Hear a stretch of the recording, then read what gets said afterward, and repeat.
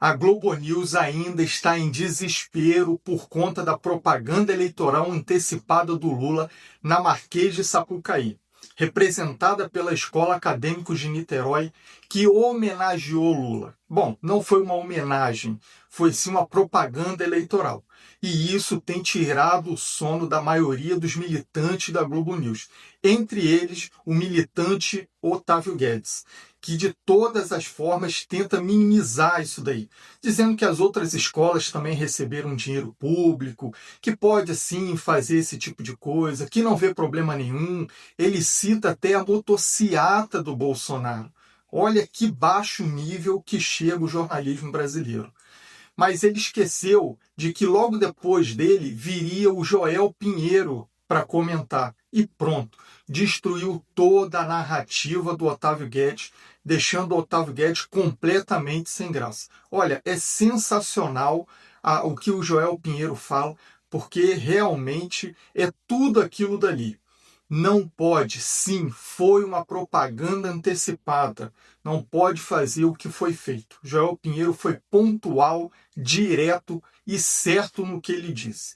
É sensacional. Vou passar esse vídeo para vocês aqui, mas antes, obrigado a você que está assistindo ao nosso vídeo. Vou pedir com todo carinho para você deixar aqui o seu like, se inscrever aqui no canal e ao longo do vídeo, deixa nos comentários o que você achou de tudo isso daí. Foi ou não foi propaganda eleitoral antecipada? Deixa aqui nos comentários, quero saber a sua opinião. Dá uma olhada nesse vídeo, como é sensacional. E com isso fazer um cruzamento, por exemplo, com doadores de campanha para o Lula, etc, etc. Então esse é um caminho que a oposição vai buscar. A Acadêmicos de Niterói, ela tem dinheiro do governo, como todas as escolas, do governo do estado, isso, da Prefeitura do Rio de Janeiro, do governo federal. Sendo que a Acadêmicos de Niterói tem uma vantagem em relação às escolas do Rio de Janeiro, porque ela recebe também dinheiro da Prefeitura de Niterói, são 4 milhões. Houve uma lei na Câmara Municipal de Niterói em que ficou decidido o seguinte: a Viradouro, que é a escola mais tradicional, já foi campeã, fica com 5 milhões. A Viradouro de Niterói também, gente, só para vocês entenderem. Então, Niterói tem 25 escolas de samba. As duas mais importantes, quer dizer, até agora a gente conhecia a Viradouro, né? A gente só sabia da Viradouro. E essa Acadêmicos de Niterói subiu esse ano, foi o primeiro desfile dela no grupo especial. Ela ia receber 4 milhões. Aí o Ministério Público, não, por que a Viradouro vai ganhar 5, a outra vai ganhar 4, etc, etc. Tiraram 1 milhão da Viradouro, as duas ganham 4 milhões. Então, nesta questão do dinheiro público, a defesa do PT bom, essa verba existe há anos, né? Não foi especificamente para Acadêmicos de Niterói e não há ingerência na escolha do enredo. Os partidos de oposição vão buscar exatamente tentar provar o contrário, tentar descobrir se houve, de fato, doações generosas de empresários ou de empresas, digamos assim, ligadas ao PT. Então isso ainda vai rolar muito aí. Vai rolar. E faz parte, tá? Faz parte, porque o PT também questionava as motociatas do Bolsonaro, se eram pré-campanha ou não, e a participação dele na festa do peão boiadeiro. Então isso faz parte. O governo vai dizer uma coisa, a oposição vai dizer outra. Ano de eleição, né? E é saudável. É saudável se discutir todos esses temas. Joel tá aqui com a gente já, Joel Pinheiro aqui com a gente. Bem-vindo, Joel. Joel não tá com muita cara de carnavalesco, não. Conta pra gente. Não, ele disse, o Joel disse que, eu não sei quando é que ele falou, que se acabou em vários blocos em São Paulo. Ah, fala sério, jura? Ontem eu tava no bloquinho, Leilani. Ontem sim, hoje não. Já começa a polêmica, porque ele tava no bloquinho. Aqui a gente vai pro bloco. Pro bloco, aqui chama tudo de bloquinho, eu não sei. Acho que o carnaval de São Paulo é mais humilde que o do Rio, então ele ainda tá no... em São Paulo é inho, nada em São Paulo é inho. Só o bloquinho. Pois é. Bom, Leilani, boa tarde, Guedes, Dapi, assinantes. Pois é, pareceu que esse desfile da Acadêmicos de Niterói, ele foi feito assim, inteiro pensado para margear no extremo a linha entre o que pode e o que não pode da legislação eleitoral, né? Então, A palavrinha mágica de pedir voto não tinha, definitivamente não tinha. Nem as coisas muito próximas, como dizer que está apoiando para a eleição que está vindo, nada disso tinha. Então eu olhava para a trajetória do Lula. Agora, falava de coisas e de temas que o Lula usa, inclusive, no presente, nos discursos políticos dele, né? Inclusive a questão da soberania, das tarifas, entraram pautas muito recentes, né? Não só o passado da trajetória do Lula, mas o que se discute hoje em dia. Segundo, não tinha o número da legenda dele dito explicitamente. Isso não tinha. Tinha até passistas de vermelho com a estrela, mas sem o número. E na letra falava-se do número 13, né? Mas daí não dizendo explicitamente que era o número da legenda, usado de forma poética. Então é como se ela estivesse sempre margeando o entendimento mais formalista da lei eleitoral, né? Porque é muito isso a nossa lei eleitoral.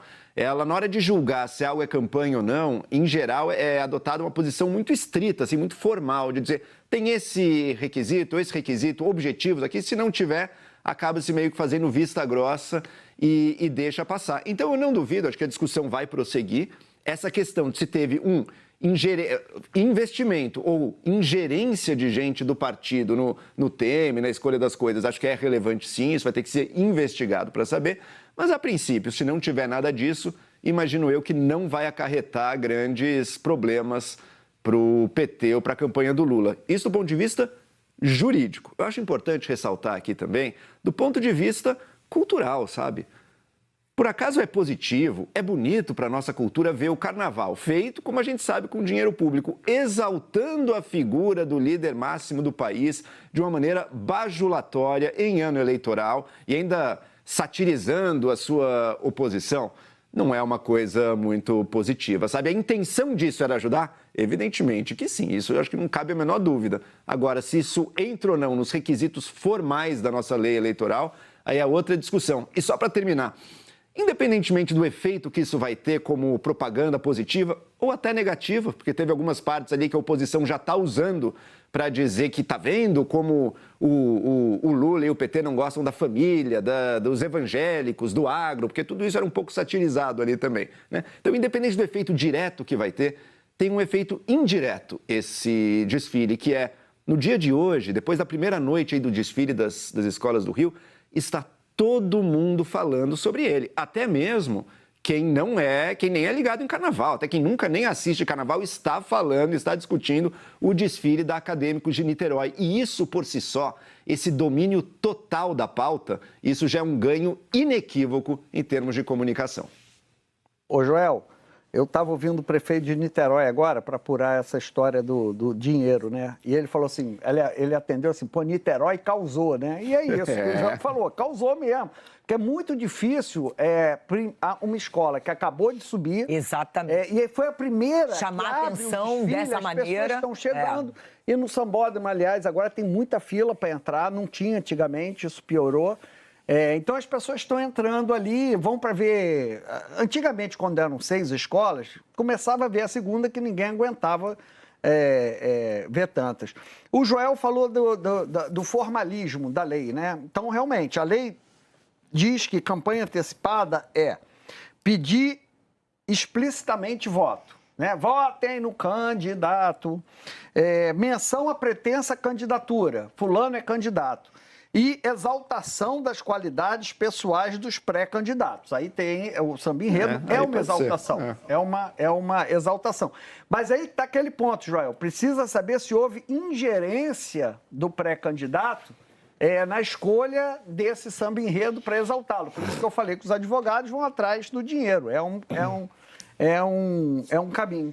E, Joel, não é além do formalismo da lei, como você citou, essa jurisprudência tem mudado. A legislação eleitoral ela não é muito engessada. Ela vai mudando. Então, em 2006, o Serra era candidato ao governo do Estado e deu uma entrevista para uma rádio. Aí, no meio da entrevista, ele falou, realmente, isso aí... Falou uma proposta. E aí o Ministério Público foi em cima. Não, campanha antecipada. Os outros candidatos, se ele deu uma entrevista, os outros candidatos devem também dar uma entrevista. Então, no início dos anos 2000, a Justiça Eleitoral ia para um engessamento até nos dias atuais, a tendência é a descriminalização da campanha antecipada. O Joel citou as palavras mágicas, e as palavras mágicas eles colocaram ali na jurisprudência, dizendo, eu vou fazer, vote em mim, que são algumas palavrinhas que não podem ter. Então, o momento hoje... Pedido de voto ou promessa?